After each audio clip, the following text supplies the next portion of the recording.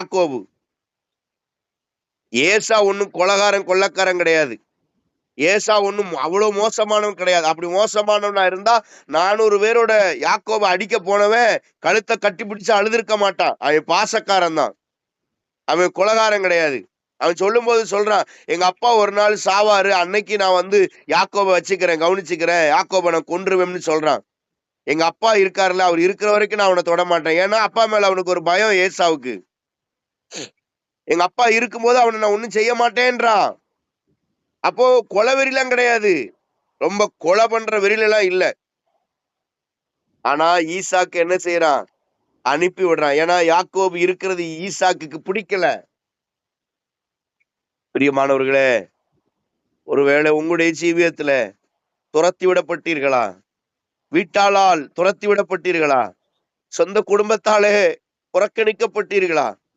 கணவனாலே, மனைவியாலே, பிள்ளைகளாலே, பேர பிள்ளைகளாலே துரத்தி விடப்பட்டீர்களா? இங்க இருக்காதீங்க, நீங்க போயிருங்க, இந்த வீட்டுல போயிருங்க, எங்க வீட்டுக்கு வராதீங்க,